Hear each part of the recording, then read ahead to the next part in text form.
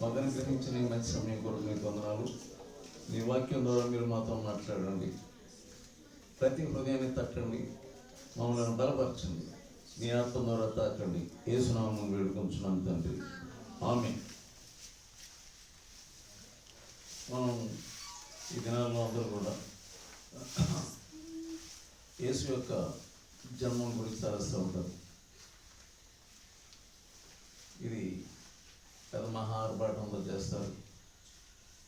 ఎక్కడ చూసినా రంగులు కనబడతాయి, చెంకిలు కనబడుతూ ఉంటాయి. ఇక ప్రతి చర్చ్ కూడా అట్టహాసంతో ఉంటారు. ఇక కొన్ని చర్చిలు అయితే ఓ బల్గులతో ఇక చాలా అట్టహాసంతో ఉంటారు. అదంతా కొంత ఒక 10 రోజులు 15 రోజులు ఉంటుంది. ఆ తర్వాత మామూలు. కానీ దేవునికి కావాల్సినంత పై అవతారం కాదు. ఆయన దేని చూస్తున్నాడు చెప్పండి? అంతరంగం చూస్తున్నాడు. ఏం చూస్తున్నాడు ఆయన? మన అంతరంగం సరిలేకుండా బయటికి ఎంత అట్టహాసం ఉన్నా ప్రయోజనం లేదు.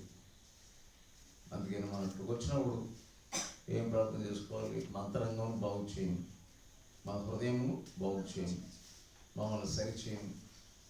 మరి వారమంతా మరి ఏమేమి మనం దేవుని సన్నిధికి వ్యతిరేకంగా చేశాము, దేవునికి ఇష్టం లేని పనులు ఏం చేశాము, ఇష్టం లేని మాటలు ఏం మాట్లాడాము, మన కళ్ళు ఎలా పాడు చేసుకున్నాము.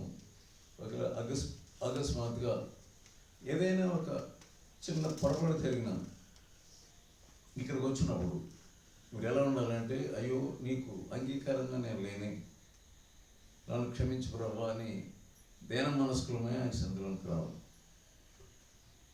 నన్ను క్షమించండి, నన్ను శుద్ధీకరించండి, వారిని ఎలా ప్రార్థన చేయాలో మీరు నాకు నేర్పించండి. ఇక్కడ గడిపే కొద్ది సమయం నేను నీ సన్నిధిలో నీ ఆత్మ ద్వారా గడపాలి అని ప్రార్థన చేసుకుంటూ ఉండాలి.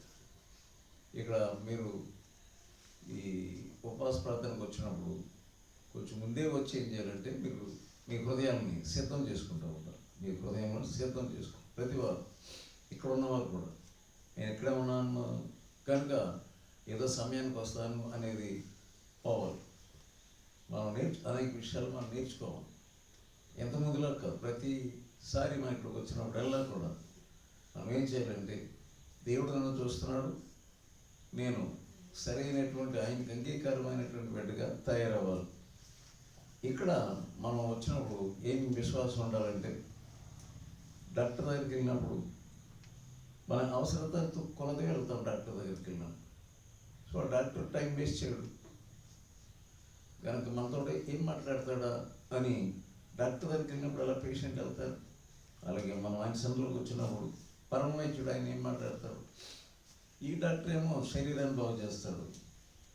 మన చెవిలో నొప్పి వచ్చినా, చేతిలో నొప్పి వచ్చినా, మన గుడ్డి బలహీనత ఉన్నా అది చెప్తుంటే కొంత ఉపశమనం. ఆయన ఏం చెప్తాడో అంతా విని ఆయన చెప్పినట్లుగా చేస్తే ఏమవుతుంది? మనకి జబ్బు పోతుంది. ఇక ఏదైనా నొప్పి ఉన్నదో పెయిన్ పోతుంది. అలాగే మన అవసరత ఏంటో ఆ అవసరతతో మన దేవుని సన్నిధిలోకి వచ్చినప్పుడు యేసయ్య ఏం చేస్తాడు? మన ఆత్మీయమైన అవసరతను తీరుస్తాడు. మనకి ఎక్కడ లోటు ఉందో అది చూపిస్తాడు. ఎలా ప్రార్థన చేసుకోవాలో నేర్పిస్తాడు. ఇక్కడ మనం ఏం నేర్చుకుంటున్నామంటే, అంతరంగంలో ఎలా మనం బాగోవాలి. మనం అనుకుంటున్నాం క్రైస్తవులు అనుకుంటున్నాం. క్రైస్తవులు అయినంత మాత్రాన దేవునికి ఇష్టమైన కాదు, పేరు క్రైస్తవులు అంతే. మనం దేవుడు మానవుడేమో మానవుడు పై రూపం చూస్తాడు. ఎర్రగా ఉన్నారా, పొట్టుగా ఉన్నారా, పొడుగ్గా ఉన్నారా, అలా చూస్తాం. జుట్టు ముఖంగా ఉన్నారా, లేకుంటే మామూలుగా ఉన్నారా, అది చూస్తాం. ఆకర్షణీయంగా ఉన్నారా, ఇవి చూస్తాం. కానీ దేవుడు అలా చూస్తాడు మనల్ని. మనం ఏం కోరుకుంటున్నాం పై అవతారం బట్టి చూడు. ఆయన ఏం చూస్తాడు? మనల్ని లోపల చూస్తాడు, హృదయ పరిస్థితిని చూస్తాడు. దానిని బట్టి ఆయన ఏం చేస్తారంటే, మనం ఏం ప్రార్థన చేసుకుంటాము డాక్టర్ దగ్గరికి వెళ్ళినప్పుడు మన అసలైనటువంటి అవసరతను చెప్తాం. అలాగే అసలు అంతరంగంలో ఉన్నటువంటి అసలైన అవసరత మనం దేవుడికి చెప్పినప్పుడు దేవుడు ఏం చేస్తాడు? అక్కడ పెట్టి దేవుడు ఏం చేస్తాడు, మన యొక్క అంతరంగ పరిస్థితిని చూసి మనం కూడా బాగు చేస్తాం. సో ఆ యొక్క పరిస్థితిలో మనం రావు, ఆశతో మనం రావు. ఆశ గల ప్రాణాన్ని ఏం చేస్తాడు ఆయన, తృప్తిపరచు. సో మనం యేసు ప్రభు యొక్క జన్మము అంటే మనకు మొట్టమొదటి మనకి ఎవరు జ్ఞాపకం వస్తారు, కొంతమంది ఎవరెవరు జ్ఞాపకం వస్తారు చెప్పండి, మరియ జ్ఞాపకం వస్తుంది. అంతేనా? కొంచెం దూరం కొంచెం దూరంగా, ఇంకా కొంచెం దూరం, ఇంకా కొంచెం దూరం, ఇంకా ఇంకా ఇంకా అలా చూడాలి, వెనకాల చూసుకోవాలి, అలా కూర్చోవాలి, అంటే కూర్చోకూడదు. రైట్, మంచివాళ్ళు మీరు ప్రార్థనకు వచ్చారు కనుక మీరు జాగ్రత్తగా నేర్చుకోవాలి, ఏమి నేర్చుకోవాలి. చెప్పండి, మరియ జ్ఞానం చేసుకుంటాము. చాలామంది మరియ పేరు పెట్టుకుంటారు కానీ మరి ఉన్నట్లుగా ఉండదు. రైట్, ఇంకెలా జ్ఞానం చేసుకుంటాము, యోసేపు జ్ఞానం చేసుకుంటాం. చెప్పండి, ఇంకెవరెవరు గోళ్ళలో అంతే తప్పకుండా జ్ఞానం చేసుకుంటాం. సో యవనస్తులైన దంపతులు ఉన్నారు, వృద్ధులైన వాళ్ళ దంపతులు, వీళ్ళ దంపతులు. ఇప్పుడు యవనస్తులైనటువంటి వారికి గర్వం వచ్చింది, వృద్ధులకు కూడా వచ్చింది, బాగా వృద్ధులకు కూడా గర్వం వచ్చింది. సో మరి 2 గర్భాలు ఉన్నాయి, ఇటు పడుసుడు, ఇటు వృద్ధుల గర్భం అంటే అందరికి నవ్వొస్తారు కదా, అందరికి నవ్వే. ఆమెకు 100 సంవత్సరాలు వచ్చేసినాయి, ఈమె గర్భం ఏమిట్రా బాబు, అదే ఒక ఆశ్చర్యం. ఇవన్నీ కూడా మానవ పద్ధతుల ప్రకారం తెలియదు కాదు. ఇక్కడ క్రిస్మస్ కథలో లేకుంటే ఈ యేసు ప్రభు జన్మించాడు అనే దీంట్లో ఇమిడి ఉన్నదన్నీ ఆశ్చర్యాలు, ప్రతిదీ ఆశ్చర్యం.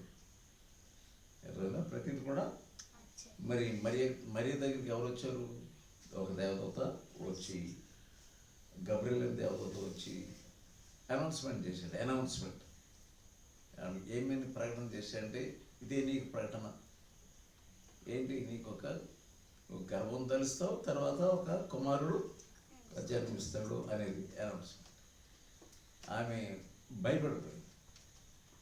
సో ఆ సమయంలో ఆమె ఏం చేసిందంటే, ఆమె కంటే సీనియర్ ఆమె కంటే సీనియర్ వృద్ధురాలన్నాన్ని ఆమె పేరేంటి, ఆమె పేరేంటి ఎలిజబెత్.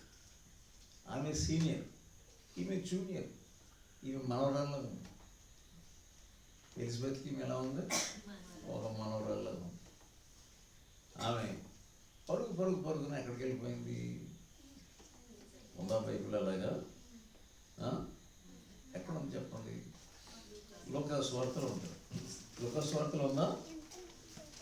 రైట్. అక్కడ ఆమె ఇంట్లోకి వెళ్ళి, అక్కడ చదవండి ఉందో, ఆమె ఇంట్లోకి వెళ్ళి ఏం చేసి, 1వ అధ్యాయంలో ఉందా చూడండి, రైట్ చదువు. ఆ దినములందు మరియ లేచి యూదా ప్రదేశంలోని కొండసీమలో ఉన్న ఒక ఊరికి త్వరగా ఆమె త్వరగా అంటే చురుకైన మనిషి. త్వరగా లేచికి వెళ్ళిందా, నెమ్మది.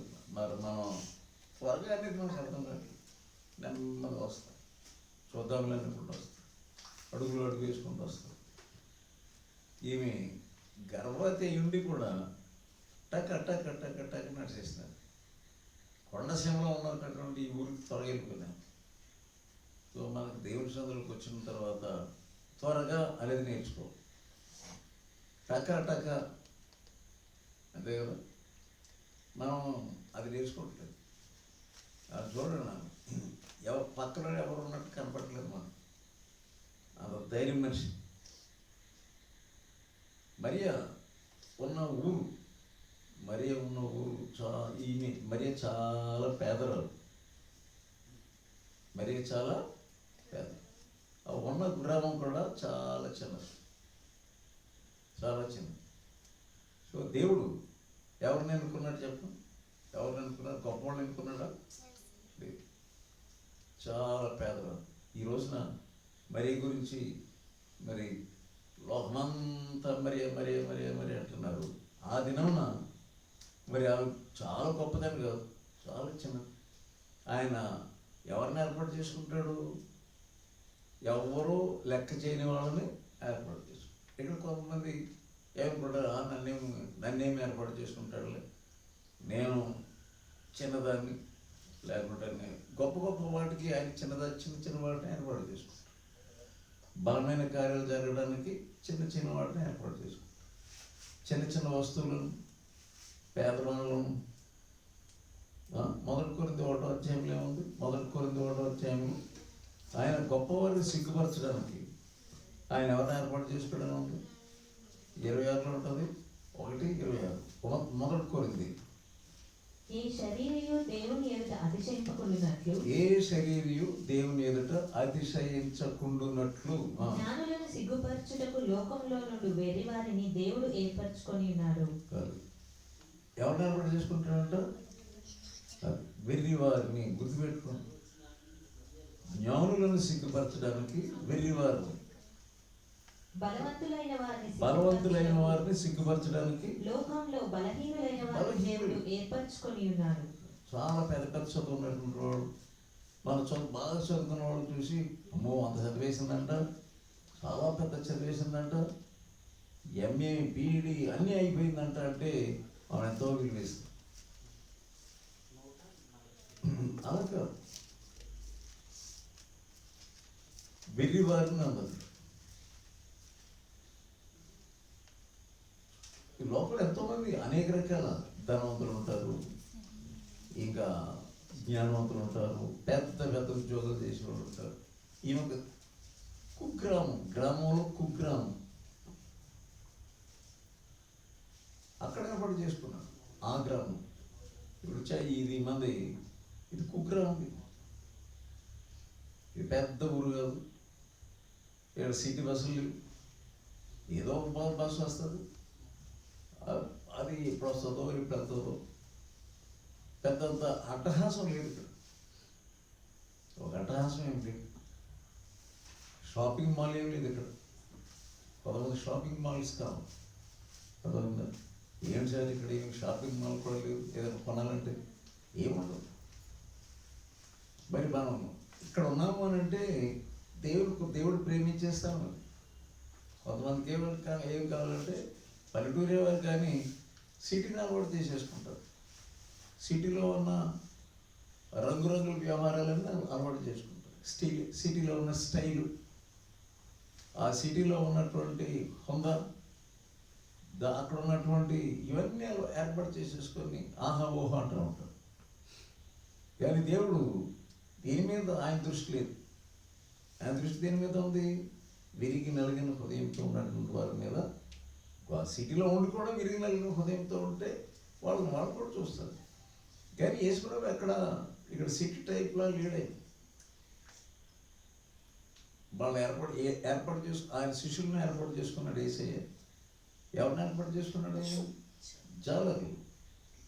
జాలర్లు సాధారణంగా టౌన్ పెద్ద సిటీలో కాదు, సిటీలో ఉన్న ఆ సముద్ర తీరాన ఉంటారు, ఆ నదీ తీరాన ఉంటారు, మధ్యలో ఉండదు. సో ఆయన ఏర్పాటు చేసుకున్నది సాధారణమైన మనుషులు.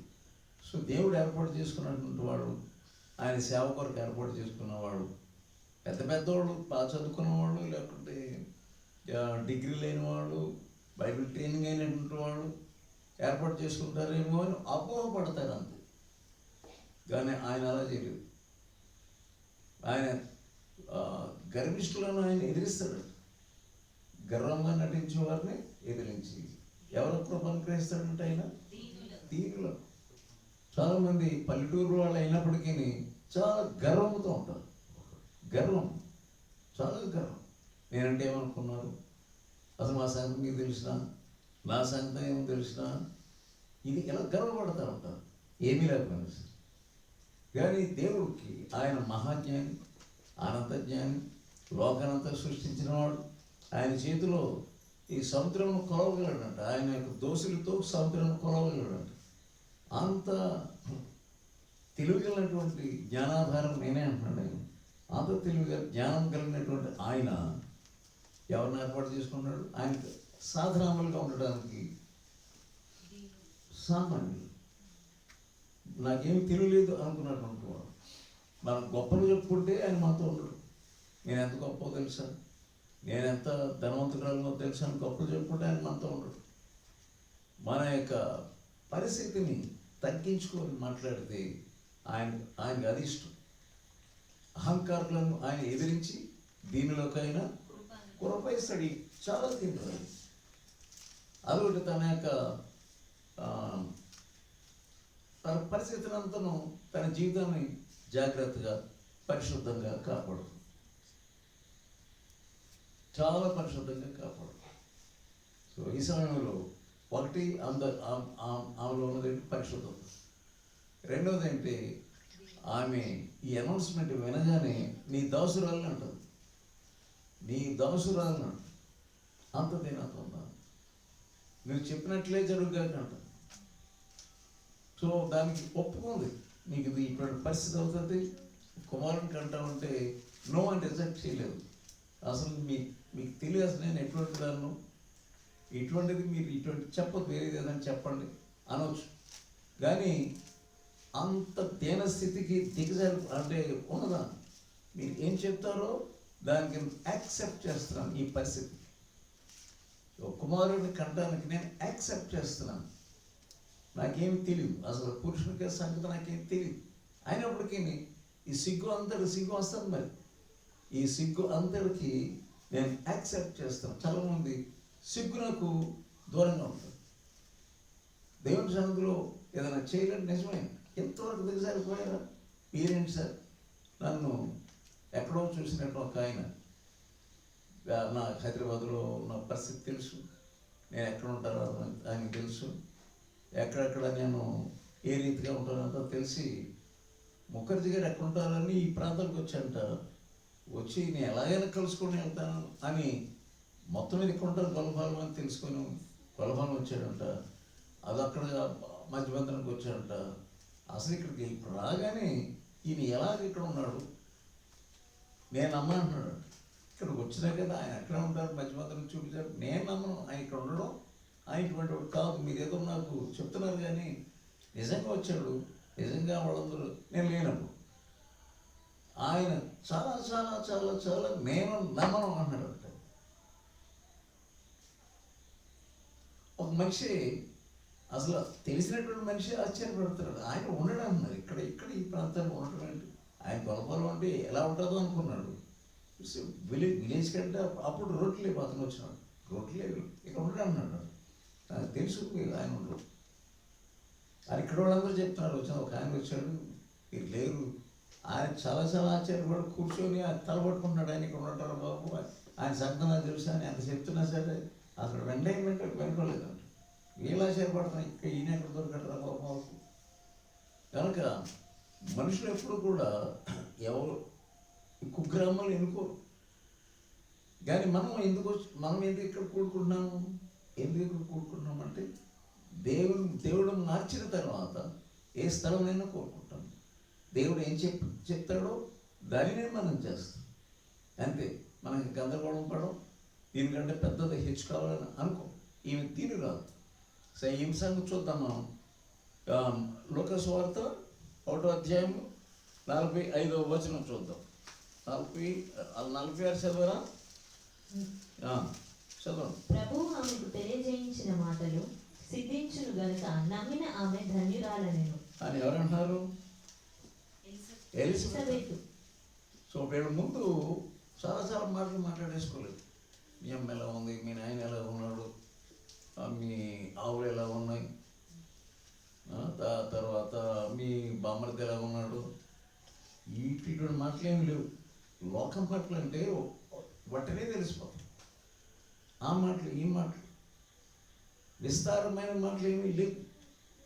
ఆమె వెళ్ళగానే జరిగినటువంటి ఆమె ఈ ఎలిజబెత్ను చూడగానే, ఆ ఇల్లును చూడగానే ఏం చేసింది? అక్కడ ఏం చెప్పండి. ఎలిజబెత్ మరి యొక్క వందన వచనము వినగానే వందన వచనము అంతే. వందనం వచనం అంటే షాలోమ్ అంతే. ఆమె గర్భంలో శిశువు గంతులు నీకు వేసెను. సమాధానం కలుగును కాదు అంతే. షాలోమ్ ఒకటే మాట. ఏం మాటలేవు. ఈమెలో పరిశుద్ధాత్మ చేత గర్భం ధరించబడి ఉన్నది. ఆమె ఆల్రెడీ పరిశుద్ధాత్మ ద్వారా ఉన్నదాన్ని. సో ఆమెకు పరిశుద్ధాత్మ, ఈమెకు పరిశుద్ధాత్మ. పరిశుద్ధాత్మ కలుసుకున్నప్పుడు ఒక పెద్ద నిప్పనిది రగులుకున్నట్లు రగులుకో. వేరే మాటలు. చాలామంది ఒక కొత్త ఇంట్లోకి వెళ్ళినప్పుడు, చుట్టాల ఇంట్లోకి వెళ్ళినప్పుడు మనకు తెలిసి ఏమేమి మాటలు మాట్లాడదు. ఎలా ఉన్నారు, బాగున్నారా, వాళ్ళందరూ బాగున్నారా, అవసరానికి బాగున్నాడా, మీ ఊళ్ళో పలానా ఉంటాడు, చాలా కాలం తెలుసు, ఉన్నాడా, చచ్చిపోయాడా, అక్కడి నుంచి మొదలు పెడతారు. పనికి మాలిన మాటలు. ఏమి జస్ట్ తెరిచేసినంతే షాలో వందనం అంతే. ఎంత చక్కగా మాట్లాడుకుంటారు.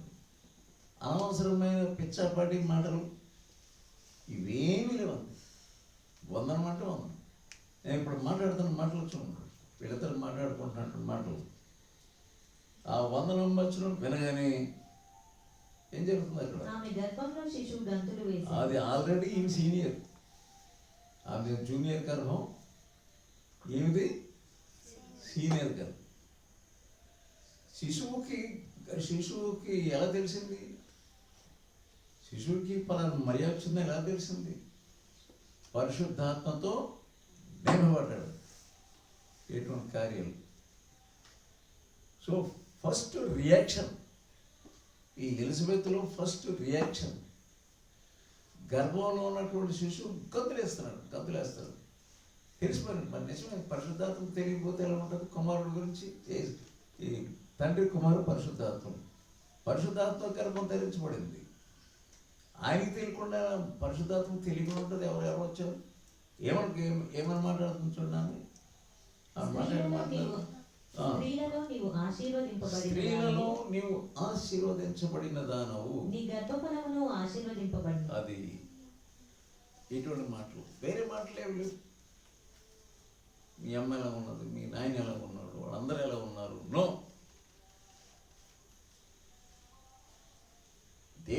దేవుని యొక్క ఆత్మతో ఉన్నప్పుడు మనం ఎటువంటి మాటలు మాట్లాడాలి? మళ్ళీ చూడండి ఏమంటున్నాను. స్త్రీలలో నీవు ఆశీర్వదింపబడిన దానవు. You are blessed. నీవు ఆశీర్వదించబడినటువంటి దాని. ఆశీర్వాదం మాత్రం భవిష్యమే వచ్చింది.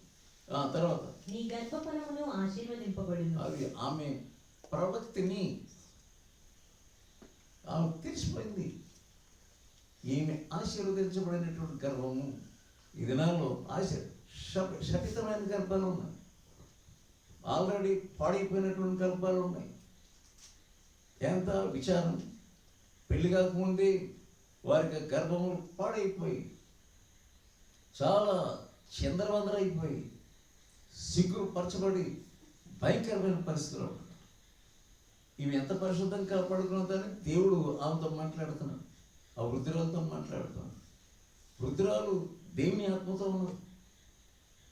ఎక్కడికి చుట్టాల ఇంటికి వెళ్ళాలంటే వేరే ఇంటికి వెళ్ళొచ్చు కదా. మామగారి ఇంటికో బావగారి ఇంటికో తెలిసిన వాడు పెద్ద ఆయన, వాడు వెళ్ళి ఇంటికి వెళ్ళలేదు. దుర్మార్గుల ఇంటికి వెళ్ళలేదు. అయ్యి బాబోయ్, లోకరక్షకుడు నాలో ఉన్నాడంటే ఆమె ముందు అసలే ఆమె దగ్గర కొంచెం సేవ తీర్చుకోవడానికి వచ్చింది. ఆమె సీనియర్ కనుక, యాజకురాలు కనుక. భర్త యాజకుడు, భార్య కూడా యాజకురాలే.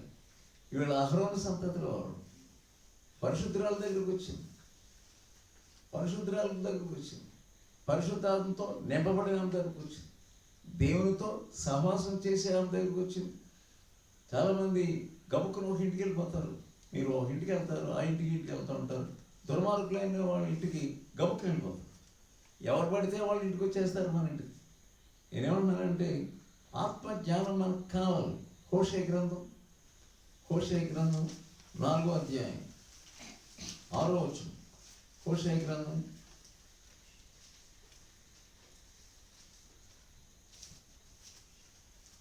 4వ అధ్యాయం 6వ వచనం. నా జనులు జ్ఞానం లేని వారై నా జనులు జ్ఞానం లేని వారు, క్రైస్తవులే కానీ జ్ఞానం లేదు. నీవు జ్ఞానమును విసర్జించుచున్నావు గనుక, నీవు జ్ఞానమును విసర్జించుచున్నావు గనుక నాకు యాజకుడము కాకుండా నేను నిన్ను విసర్జింతును. అది నీవు జ్ఞానమును విసర్జిస్తే నిన్ను విసర్జిస్తారు, నీ పిల్లలు కూడా విసర్జిస్తారు. తర్వాత ఇంకేముంది? నీవు నీ దేవుని ధర్మశాస్త్రము మరచితివి గనుక నేనును నీ కుమారులను మరుతును. నేను పిల్లలను మర్చిపోతాను అన్నాడు. అంతే. జాగ్రత్త అనుకుంటున్నాను. దేవుని జ్ఞానం ధృవీకరిస్తున్నాను. సిగరెట్ త్రాగేవాడిని వరడలకు రాణిస్తారు, త్రాగుబోతులను వరడలకు రాణిస్తారు, పాపంతో ఉన్నటువంటి స్త్రీలను వరడ లోపలికి రాణిస్తారు. జ్ఞానం అంటే ఏంటి? అటువంటి వాళ్ళింటికి పరిగెత్తుకెళ్ళిపోతారు. అక్కోళ్ళింటికి వాళ్ళేమో పాపంలో ఉంటారు. వాళ్ళు ఆ పాపంలో ఉన్న వాళ్ళ దగ్గరికి పరిశుద్ధురాలు ఎలాగెలగలవు? ఎలాగెలవు? చాలా మందికి దేవుని యొక్క జ్ఞానం జ్ఞానం విసర్జిస్తున్నారు. ఒక యవనస్తురాలుగా ఎక్కడ పడతాడు వెళ్ళిపోవటం? ఏమికి ఆత్మీయమైనటువంటి ఆలోచన కావాలి. నాకంటే ఆత్మలో పెద్దగా ఉన్నటువంటి ఆమె దగ్గరికి నేను వెళ్ళాలి. ఇప్పుడు అకస్మాత్తుగా ఏంటి నాకు ఇటువంటి న్యూస్ వచ్చింది, ఒక దేవదూత వచ్చినతో మాట్లాడడం ఏంటి? పెద్దమ్మ దగ్గరికి వెళ్ళింది. ఆ పెద్దమ్మ కూడా ఎట్లా ఉందంటే ఈ చిన్నమైనప్పటికీ గౌరవిస్తుంది. లోకరక్షకుడు నీ గర్భంలో వచ్చేవాడానికి తెలిసిపోయి గౌరవిస్తుంది.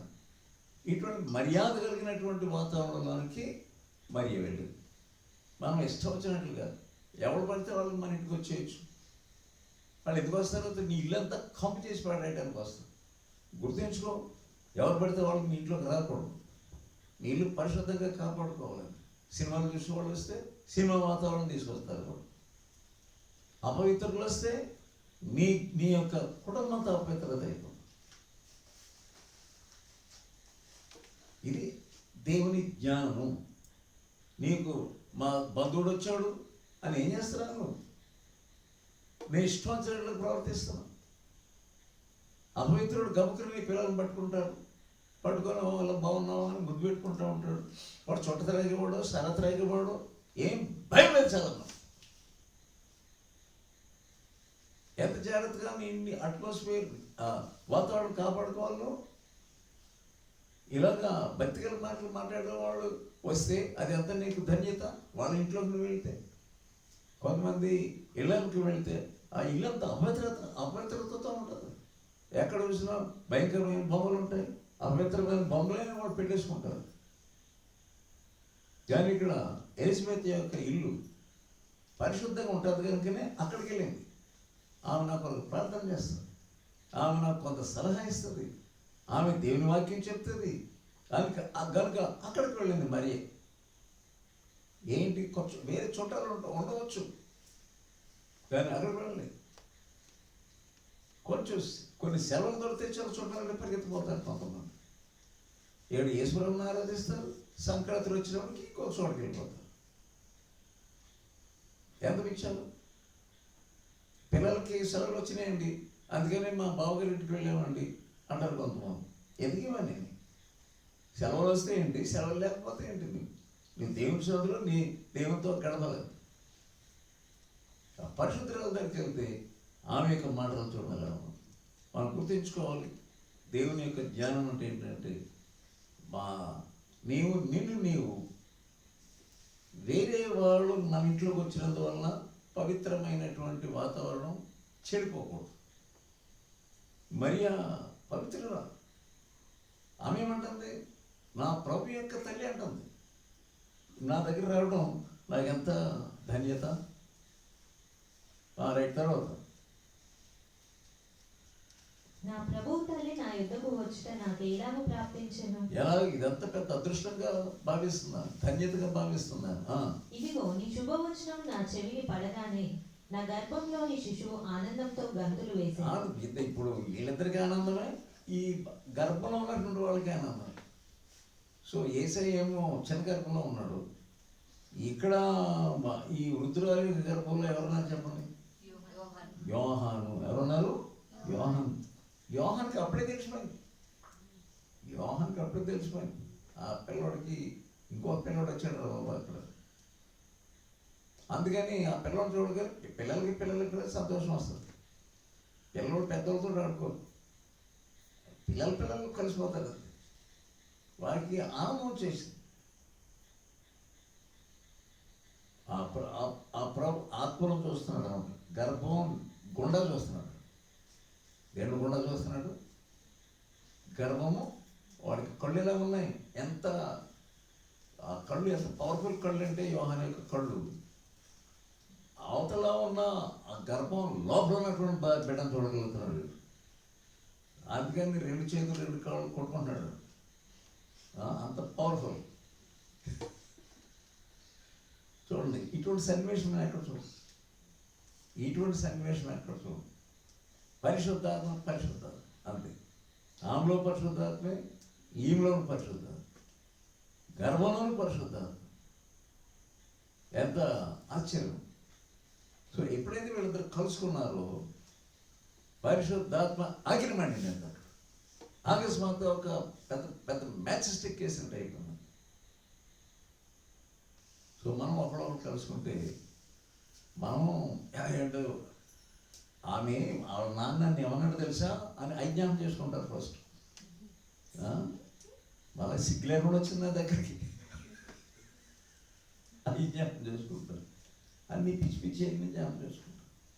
ఏమి వీళ్ళిద్దరు కలియక ఎంత సంతోషంగా ఉంది. ఇద్దరుగా అదేంట్రా నీటి గర్భం ఏంటి, ఏంటో ఇక్కడ గబుక్కుని వచ్చేసేమిటి, తెలుగులో ఏదో అయ్యిందా ఏమిటి, గబుక్కుని నా దగ్గరకు వచ్చాడు. మరి ఇట్లా అందరూ ఏమనుకుంటారు నన్ను, ఏమమ్మా తల్లి నీ గర్భం ఏమిటి అసలే, నీ వయసు ఎంత, నీవెంత, నీ 15 సంవత్సరాలు లేవు, నీ గర్భమా? అటువంటి వాళ్ళ దగ్గరికి వెళ్ళిందా సిగ్గంతా తీసేవాళ్ళు. అలాగే ఎంత పవర్ఫుల్ అంటే అంత తెలిసిపోయింది. ఏమేమి జరిగిందో అంత తెలిసిపోయింది. అలా ఉండాలి దేవుని పట్లంటే. ఇటువంటి సన్నివేశంలో కంగారు పడలేదు. ఇటువంటి పరిస్థితులలో ఏమాత్రం కూడా నోరు జారలేదు. నోరు జారకపోతే పరిశుద్ధాత్మ ఉన్నాడని లెక్క. నోరు లోడ ఏదో అయిపోయింది, అదేదో అయిపోయింది, ఇదేదో అయిపోయింది, మొత్తం అంతా కూడా నువ్వు ముందర కాదు తర్వాత మాట్లాడదు. కానీ ఇటువంటి ఏమీ లేదు. ప్రశాంతంగా ఉన్నది. ఆమె ప్రశాంతంగా, ఈమె ప్రశాంతం. దేవుని యొక్క ఏర్పడ్డాలో దేవుడితో కూడినటువంటి పరిశుద్ధాత్మతో కూడిన సన్నివేశం అంటే ఎంత హడావిడి చేయవలసినటువంటి విషయానికి నెమ్మది, చాలా ఇళ్లలో నెమ్మది ఉంది. ఆమె రాగానే దేవుని సన్నిధితో వచ్చింది, ఆమె సమాధానంతో వచ్చింది, పరిశుద్ధాత్మతో వచ్చింది. ఎంత నెమ్మది వ్యాపించిందని. పరిశుద్ధాత్మ శక్తి అక్కడ పనిచేస్తుంది. చదువుతున్నారు, మనం ఒక ఇంటికి వెళ్ళినా, ఎవరైనా మన ఇంటికి వచ్చినా పరిశుద్ధాత్మ శక్తి పనిచి పిశాచులు తీసుకొస్తారు. వాళ్ళు ఎక్కడ లేని దయ్యాలు వస్తాయి వాళ్ళతో. ఎందుకని మన ఇల్లు ఎలా ఉండాలంటే పరిశుద్ధాత్మతో మనం ఉండాలి. పరిశుద్ధాత్మ లేని వారు మన ఇంట్లోకి వచ్చినప్పుడు చాలా జాగ్రత్తగా ఉంటారు. బయట పెట్టడం మంచిదా, లోపల రాను. ఏ దురాత్మలు తీసుకొస్తారో మనకు తెలియదు. ఇంటి వాతావరణం అంత చెడిపోతుంది. మరి ముఖ్యంగా బంధువులైనటువంటి వారి ఇంటికి వచ్చినప్పుడు చాలా జాగ్రత్తగా ఉంటారు. వాళ్ళు ఎటువంటి దుష్ట అభిప్రాయాలతో వస్తారు, ఎంతో జాగ్రత్తగా ఉంటారు. ఇక్కడ వాళ్ళ బావగారి పిల్లలు వచ్చినా, మామగారి పిల్లలు వచ్చినా గంతులే చేస్తారండి. ఆపలేము అసలు పిల్లలు. అటు కలుసుకుందామా, ఇటు కలుసుకుందామా, పడుకు చోటల్ని ఇక్కడ మాట్లాడేసుకుందాం, అంత తెగ్ర వ్యవహారంగా సరిస్తారు. ఎవరు అసలు పిల్లలు ఆపలేము. అందుకని సినిమాలు చూడదు. సినిమా వాతావరణం మీ బుర్రంతా పాడు చేసి పడేస్తుంది. పవిత్రమైన వాతావరణం ఉన్నప్పుడు ఎవరైనా పవిత్రతను తీసుకొస్తే అది మనం మెచ్చుకోవాలి. కొంతమంది క్రిస్మస్ అంటే వాళ్ళింటికి వెళ్ళిపోతాం, వేరింటికి వెళ్ళిపోతాం, చుట్టాలింటికి వెళ్ళిపోతాం, వరుసలు తీసుకెళ్ళిపోతాం, వాళ్ళు మన బట్టలు పెట్టేస్తారు. ఇవే చూడ క్రిస్మస్ అంటే ఏంటి, లేకుంటే క్రీస్తు జన్మ అంటే ఏంటి? ఓ బట్టలు పెట్టేసి వాళ్ళు బట్టలు పెట్టేస్తారు, వీళ్ళు బట్టలు పెట్టు, ఏంటి తప్ప గందరగోళం.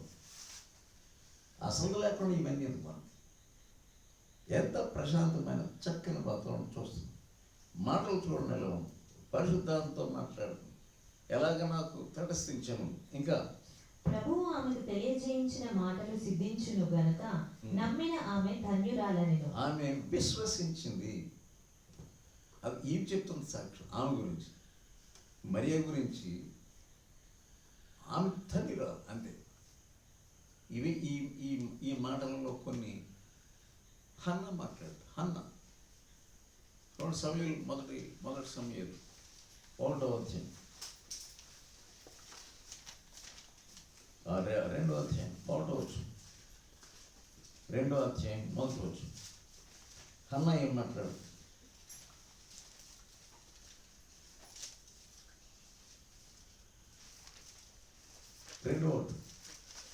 మొదటి సమయం. నా హృదయం యెహోవా యందు సంతోషించుచున్నది. చూడండి, ఆ సమయం తల్లి హన్న ఏమంటుంది? నా హృదయము యెహోవా యందు సంతోషించుచున్నది. ఇంకా యెహోవా యందు నాకు మహాబలం కలిగెను. మహాబలము కలిగాను. ఎక్కడికి వచ్చిన బలం వాళ్ళకి? ఒక పిల్లడు వచ్చాడంటే మహాబలం, దేవుడిచ్చిన మహాబలం.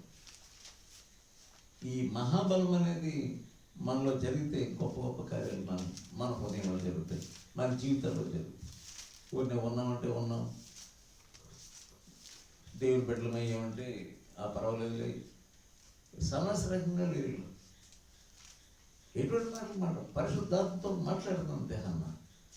అప్పటి వరకు కూడా కోడరాగా తీసేది. ఆమె నన్ను ఇలా అంటుంది, వీళ్ళు నన్ను ఇలాగ అంటున్నారు, నా స్వీకారంగా ఉంది, అన్నం తిట్టం మానేసి. అటువంటి మనిషి ఒకేసారి మారిపోయింది. ఎందుకంటే పరిశుద్ధాత్మలో ప్రవేశించింది. సోదరి పరిశుద్ధాత్మతో నింపబడకపోతే లాభం. ఏదో శిష్యురాలు అయ్యో, నేను ఏదో శిష్యాలను చేసేస్తాను అనుకుంటున్నాను, కానీ పరిశుద్ధాత్మ నేను తాకాలంటే అప్పుడు నేను చూపిస్తాను. ఎక్కడ పొరపడుతున్నారంటే మేము మార్బల్స్ పొందాము చాలు అని పొరపడుతున్నారు, కానీ నీవు పరిశుద్ధపరచబడలేదు. అందుకని ఏమని మాట్లాడబడుతున్నాయి నీలో? నోర్మి అంటే నోర్మి, మాట్లాడకంటే మాట్లాడు. ఏం మాట్లాడలేదు నేను. ఇంకా పరిశుద్ధాత్మ తాకబడపోతే నీ కొన్ని రోజులు ఉపవాసం ఉంటాం మనిషి. వీళ్ళు మాట్లాడలేకుండా, వీళ్ళ మన నీ మమ్మల్ని మాట్లాడలేకుండా నోరు జారిపోతుంది. ఎందుకు? అవతల తప్పు చేశారు కానీ నోరు జారొచ్చా? ఎందుకు నోరు జారుతా? నీకు మాటకు నీ నాళ్ళకి ఎందుకు అదుగుదల లేదు? నువ్వు పరిశుద్ధాత్మ లేదుదా? దేవుని సేవలో పాల్పొందుతున్నావు. ఉజ్జా గురించి మనం విన్నాం, కదా, చేపట్టాడు దేవుని సేవలో. ఏమైంది? అకస్మాత్తుగా దేవుని యొక్క ఉగ్రత వచ్చింది. అది విన్నా సరే మీకు భయం ఉండట్లేదు, విన్నా సరే మీ మాటలు మారట్లేదు. ఎంతకాలం మనం ఇలా ఉంటాం? మన నోరు జారిపోతే కోపం ఎందుకు వస్తుంది నీకు? కోపం ఎందుకు వస్తుంది నీకు? భయం లేకుండా దేవుని సన్నిధి అంటే నీ నాలుక పరిశుద్ధాత్మ ద్వారా తాకపడాలంతే. లేకపోతే అనవసరమైన మాటలు వస్తాయి నీలో. నీ నోట్లోకి వచ్చే మాటలు ఎవరికి ఆశీర్వాదకరంగా లేవు.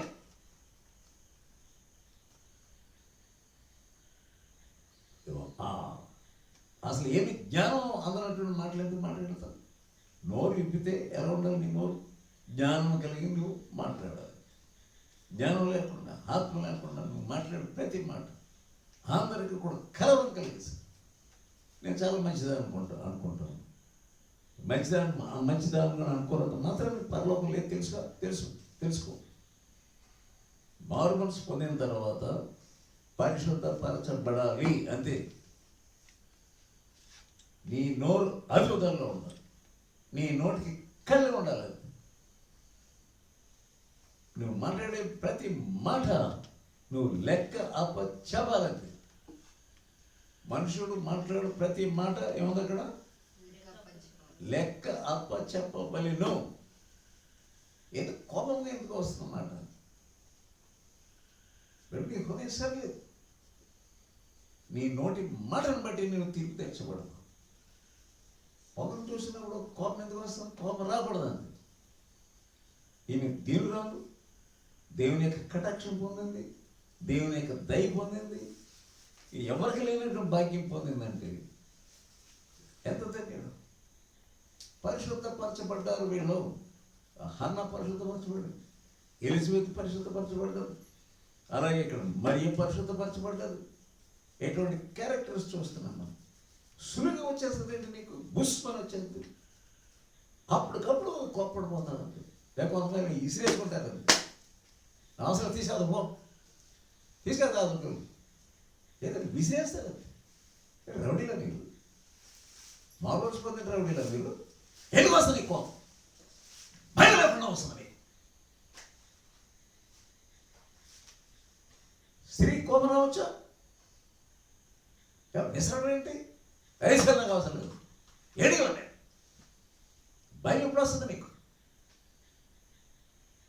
పరిశుద్ధపరచబడడం అంటే అర్థం ఏంటి? ఎన్నిసార్లు వస్తుంది నీకు ఇలా? ప్రతిసారి అనుకుంటాను, ప్రభా నా కోపం వచ్చేస్తుంది, ప్రభా నా కోపం వచ్చేస్తుంది, ప్రభా నా కోపం వచ్చేస్తుంది. మీరు ఎక్కడున్నావు అక్కడ కోపం వచ్చేస్తుందని ప్రార్థన చేసుకునేదాను. రెండోసారి కోపడకూడదు కదా, కోపపడకూడదు అంతే. నీ కోపం సూర్యుడు అస్తమించే వరకు ఉండకూడదు. వచ్చిన అంటే ప్రతిరోజు రావడం మనం. ఒక నెల క్రితం కోపం వచ్చింది నీకు, మళ్ళీ కోపం ఎందుకు? దీని గురించి నువ్వు ఆలోచించు. దేవుని బిడ్డలైనటువంటి వారు మాట్లాడుకోవడం ఎలా మాట్లాడుకో? ప్రభు యొక్క తల్లి నా ఇంట్లోకి రావడానికి ఇది ఎంత ధన్యత. ఆ మాట్లాడుతున్న మాటలు, ఈ మాట్లాడుతున్న మాటలు ఒకసారి ధ్యానించుకోండి. మనం దేవుని పెట్టమంటున్నాం ఏంటి మాటలు? అవతల నష్టం చేశారు, ఆయనంత మాత్రం కోపపడాలని అక్కడ లేదు. వాళ్ళు నష్టం చేస్తే నీ కోపం ఎందుకు వస్తుంది? నీలో కోపం ఉన్న కనుక బయటకు వస్తుంది. అందుకని నువ్వు బహు జాగ్రత్తగా దేవుని సన్నిధిలో ఒక రోజంతా పశ్చాత్తాపంతో ప్రభు ఈ నోటికి నాలుగుకి జైలు తెచ్చి. ఒక సేవకుడు ఒక మంచి మందు చెప్పాడు. బడబడబడ మాట్లాడుతుంటే అది ఒకసారి మాట్లాడి ఇలా మాట్లాడేస్తాను, నీకు ఒక మందు చెప్తాను అన్నాడు. ఏమన్నా ఏం చేశాడంటే, ఈ మంచినీళ్ళు నోట్లో వేసుకో, కానీ ఆ మంచినీళ్ళు 24 గంటలు ఉంచుకోలేదు దాన్ని. మేకకూడదు, బయటకూడదు, వేయకూడదు, అలా పెట్టాడు మందు. రాగమల తర్వాత ఇంకంతే అలా గుట్టకు లోపలికి అయితే అంటాడు. ఊసావా జాగ్రత్త, 24 గంటలు ఉండాలి. అలా ఉండడం 24 గంటలు పెట్టి ఇంకెప్పుడు మాట్లాడక అలాగే ఉండొస్తుంది. కనుక నోటి తెలుస్తున్నాడు, నోటినే పట్టుకున్నట్లయితే ఆ నోటితోటే వాక్యం చెప్తాం, ఆ నోటితోటే ప్రార్థన చేస్తాం, ఆ నోటితోటి రండి రండి అంటాం. రెండు ఉంటాయి అక్కడ, ఓటలు 2 ఉంటాయి, ఉండవు. Be careful with your mouth. మీ యొక్క నోటి విషయంలో వీళ్ళిద్దరు సంభాషణ వినండి, ముగ్గురు సంభాషణ వినండి. ఆమె ఇదంతా చదువుకుంటే ఆ హన్న ఏం మాట్లాడిందో మరి కూడా అదే మాటలు మాట్లాడు. దరిద్రులను పైకి లేవెత్తాడనే మాటలు మాట్లాడు హన్న. అంటే మరియకు బైబిల్ అంతా తెలుసు అన్నమాట. ఆ హన్న ఏం మాట్లాడుతుందో మరి ఈ మరీ ఎందుకు మాట్లాడుతుంది? హన్న పరిశుద్ధాత్మతో మాట్లాడింది, మరి కూడా పరిశుద్ధాత్మతో మాట్లాడు. ఇక్కడ ఎలిజబెత్ కూడా పరిశుద్ధాత్మతో మాట్లాడుతుంది. క్రైస్తవులైన వారు మాట్లాడుకుంటూ మీ మాటలో ఉన్న శక్తి అవతల మీద అవతల పనిచేయి. వీళ్ళిద్దరు మాట్లాడుకున్నప్పుడు మనం చదువుకొని మనం బుద్ధి తెచ్చుకుంటాం. అది కూడా చదువుకోండి. హన్న మాట్లాడుకున్న మాటలన్నీ చదువుకోండి. అవన్నీ కూడా మహాబలంతో ఉండాలి, దేవుని యొక్క మహాబలంతో ఉన్నదా. మరియ కూడా మహాబలంతో ఉన్నదండి, ఎలిజబెత్ కూడా మహాబలంతో ఉన్నది. అదే పరిశుద్ధాత్మ బలం. అది మనం తాగితేనే తప్ప మన జీవితంలో గొప్ప గొప్ప కార్యాలు మనం చూడలేము. ఇది గుర్తుంచుకోండి. ఈ సమయంలో ఊరినే పండుగ పండుగ అనేది మంచిదే, పండుగ అంటాం మంచిదే. కానీ ఈ సమయంలో ప్రభా ఈ దినాలలో నా నోటిని జాగ్రత్తగా మీరే కాపాడాలి. ఎవడైనా భక్తి గెలవాడు అనుకొని 1వ అధ్యాయం యాకోబు 1వ అధ్యాయం ఎవడైనా భక్తి గెలవాడు అనుకోని చదవండి. యాకోబు 1వ అధ్యాయం. ఎవడైనను నోటికి కళ్ళెము పెట్టుకొనక తన హృదయమును మోసపరుచుకొనుచు భక్తి గలవాడనని అనుకొనిన ఎడల వాని భక్తి వ్యర్థమే. వాని భక్తి వ్యర్థమే. ఎవడైనాను భక్తి గలవాడని అనుకొని నోటికి కళ్ళెము పెట్టుకొనక తన హృదయమును మోసగించుకొనొచ్చు భక్తి గలవాడనని అనుకొనిన ఎడల వాని భక్తి వ్యర్థమే. మన భక్తి ఉన్న నిజమే, శక్తి లేదు, మహాబలం లేదు. మనకు భక్తి కావాల్సి శక్తి కావాలి. సో 49వ వచనం చూద్దాం. లోకాసు వార్త 1వ అధ్యాయం 49. సర్వశక్తిమంతుడు నాకు గొప్ప కార్యములు చేసెను. అది ఇది సాక్ష్యం. సర్వశక్తిమంతుడు నాకు ఎటువంటి కార్యాలు చేశాడు? గొప్ప కార్యములు చేశాడు కనుక ఇది మొదలుకొని అన్ని తరముల వారు ఇదొక ప్రవచనం. అన్ని తరముల వారు ఏమంటారు? నన్ను ధన్యురాలు, ఐఎమ్ బ్లెస్డ్. అది నీ గురించి నీ సాక్ష్యం. అన్ని తరముల వాడు నన్ను ధన్యురాలు అంటారు.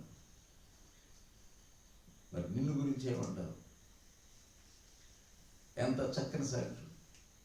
నిన్ను ఏమంటారని నువ్వు చెప్పుకోగలగాలి. ఇది మంచి సాక్ష్యం. తన గురించి రాబోయే దినాల్లో ఎలా వాడుకోబోతున్నాడో ఆమె ఇప్పుడు కూడా ఈ 2000 సంవత్సరాలు దాటిపోయి 2000 సంవత్సరాలు 20 సంవత్సరాలు కూడా అయిపోయింది. 2020 ఇన్ని సంవత్సరములు ప్రతి తరం వారు మరియా ధన్యురాలు అని అంటారు. యేసు ప్రభు వచ్చే వరకు కూడా మరియను ఆలోచించుకుంటే ఆమె ధన్యురాలండి బాబు. ఆమెలాగా ఎవరు ఉంటారు? ఎటువంటి చక్కని సాక్ష్యం. తన నోట్లోంచి వచ్చే మాటలు ఎలా ఉన్నాయి? ఇంకేముంది? ఆయనకు భయపడు వారి మీద ఆయన కనికరము తరతరములుండును. అది ఆయన భయపడము. ఆయనకు భయపడు వారి మీద. అందుకని యెహోవా యందు భయభక్తులు కలిగి ఉంటే అదే జ్ఞానమునకు మూలం. యెహోవా యందు భయభక్తులు కలిగి ఉంటే జ్ఞానమునకు భయము. ఇలాగ చెప్పారే, ఏది హోషేయ గ్రంథంలో దేవుని యొక్క జ్ఞానము చాలా మందికి లేదు. మనం జీవిస్తున్నప్పుడు మనకు దేవుని ఎక్కడికైనా వెళ్ళినప్పుడు అవతల వాళ్ళు ఆత్మ మన మీద పనిచేస్తుందని గుర్తుంచుకోండి. ఎవరింటికి వెళ్ళినా గబుక్కున వాళ్ళలో ఉన్న ఆత్మ మనలో పనిచేస్తుంది. నేను మంచిదని అనుకుంటున్నాను. అక్కడ ఏ శక్తి మనం తాకకుండా మనం చూసుకోవాలి. గబుక్కుని మారిపోతాము. అందుకని ఒక ఇంట్లోకి వెళ్ళినా జాగ్రత్త ఉండాలి, ఎవరైనా మన ఇంట్లోకి వచ్చిన జాగ్రత్త. అది దేవుని యొక్క జ్ఞానం అంటే. అది మా దేవుని యొక్క జ్ఞానం అంటే. వాడు మాట్లాడే బడబడ మాట్లాడే ప్రభావం మనం పట్టుకుంటాం.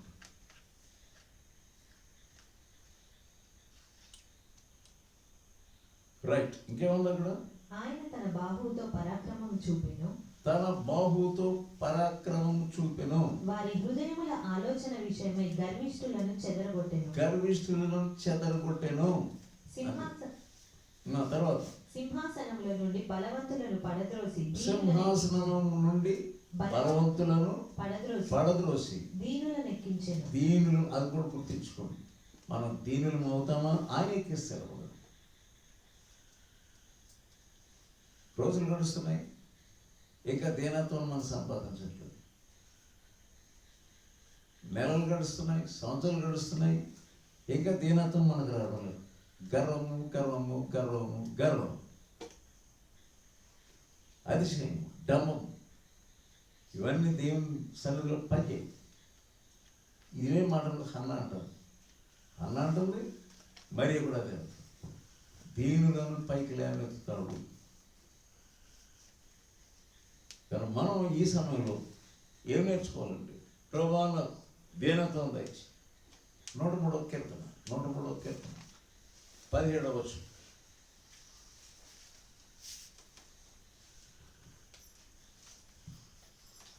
ఆయన నిబంధనను గైకొనుచు ఆయన కట్టడలను అనుసరించి నడుచుకుని వారి మీద యెహోవా యందు భయభక్తులు గల వారి మీద ఆయన కృప యుగయుగములు నిలుచును. ఆయన కృప యుగ యుగములు నిలుచు. ఆయన నీతి వారికి పిల్ల పిల్ల తరమున నిలుచును. తరతరం వచ్చే ఆశీర్వాదం. 107వ కీర్తన 9వ వచనం. ఏలయనగా ఆశగల ప్రాణమును ఆయన తృప్తిపరచి ఆకలి కొనిన వారి ప్రాణమును మేలుతో నింపగలడు ఆయన. ఏ ఆశ ఉందో ఆశను తృప్తిపరుస్తుంది. మనకు ఆత్మ సంబంధమైన ఆశ ఉంటే నెరవేరుస్తుంది. నీకు ఏ ఆశ ఉందో ఆశ నెరవేర్చేటటువంటి దేవుడు. దీనుడుగా ప్రభా నన్ను కూడా ధన్యుడిగా చేయండి, నన్ను కూడా ధన్యురాలుగా చేయండి, నాకు దీనత్వం దయచి అని మనం ప్రాధేయపడాలి. 113వ కీర్తన 113 7వ. భూమి ప్రభువు సన్నిధిని యాకోబు దేవుని సన్నిధిని అనుకుము. ప్రధానులతో తన ప్రజల ప్రధానులతో వారిని కూర్చుండబెట్టుటకై ఆయన నేల నుండి దరిద్రులను లేవనెత్తువాడు. నేల నుండి దరిద్రులను పైకి లేవను. అది మనం నమ్మాలి. నువ్వు ఏ స్థితిలో ఉన్నాక, ఎంత పేదదానమైన, ఎంత కృంగిరి స్థితిలో ఉన్నా దీనత్వం కాపాడుకుంటే నీకు కృప ఇస్తాడు, నేను పైకి లేవనెత్తుతాడు. పెంట కుప్పల మీద నుండి బీదలనైనా పైకి లేవనైతే దేవుడు. ఆయన సంతులేని దానిని ఇల్లాలుగాను. చాలు. 16వ అధ్యాయం లూకాసు వార్త 16.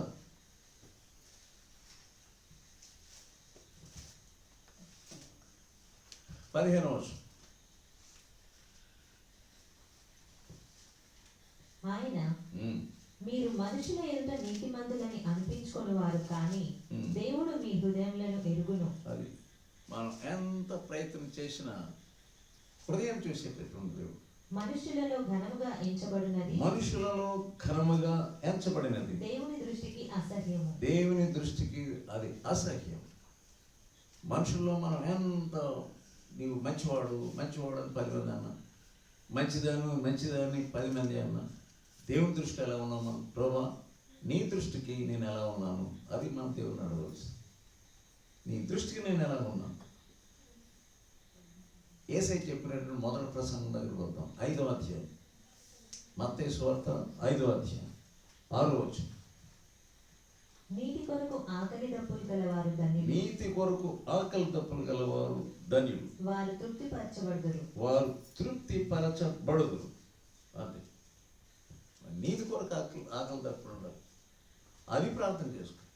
ప్రభువా నాకు నీ నీతిని నాకు దయచి. అలాగే దేవుడు ఏర్పాటు చేసుకున్నటువంటి ఈ యేసయ్యకు సంరక్షకుడిగా, తండ్రిగా ఏర్పాటు చేసుకున్నాడు ఒక ఆయన పేరు యోసేపు. యేసేపు పరిస్థితి ఎలా ఉంది? మత్తయి సువార్త 1వ అధ్యాయం 19వ వచనం. అది అందుకని అన్నాడు, నీతి కొరకు ఆకలి దుప్పులు గలవారు. ఆ ఆకలి ఉంది ఆయన యోసేపు. ఎవరు పడితే వాళ్ళు మనం ఏర్పాటు చేసేసుకోవడం కాదు, తర్వాత ఏడవడం కాదు. వీళ్ళకి నీతి కొరకు ఆకలి దప్పులు కలిగి పేదవారు అయిపోయారు. ఏదో ఆడంబరంగా ఉండాలని వాళ్ళు కంగారు పడలేదు, తమను తాము పైకి వచ్చేయాలని కంగారు పడలేదు. ఆమె కొరకు ఏర్పాటు చేయబడినటువంటి యోసేపు నీతి కొరకు ఆకలి దప్పులు కలిగినటువంటి వాడు. 12వ వచనం చూద్దాం. మనం ఇందాక యాకోబును చూసాం. యాకోబు 1వ అధ్యాయం 12వ వచనం.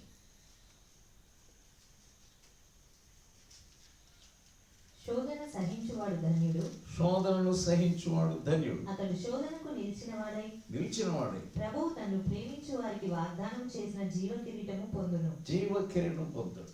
మనకు వాగ్దానాలు చేశాడు ఆయన. శోధనకు నిలిస్తే జీవ కిరీటం ఇస్తాడు. ఆ కిరీటాన్ని పొందుకున్నది ఏమి మరి దేవుని సందులోకి వచ్చినప్పుడు మనలో మనం తగ్గించుకో. ఇది మనం తగ్గించుకునేటువంటి సమయం. ఇది ఏ విధంగా మనం మనకు ఆశీర్వాదం కావాలంటున్నాం, కానీ ఎక్కడున్నామో అక్కడే ముందుకు వెళ్ళగలరు. ఎందుకంటే నిజంగా నీతి కొరకు మనకు ఆకలి దక్కులుండి ఆయన ఏ పరిస్థితుల్లో మనం ఉండాలి కోరుతున్నాడో ఆ పరిస్థితుల్లో ఉండని దేవుని యొక్క కార్యం మనలో జరుగుతుంది. ప్రార్థన చేసుకో.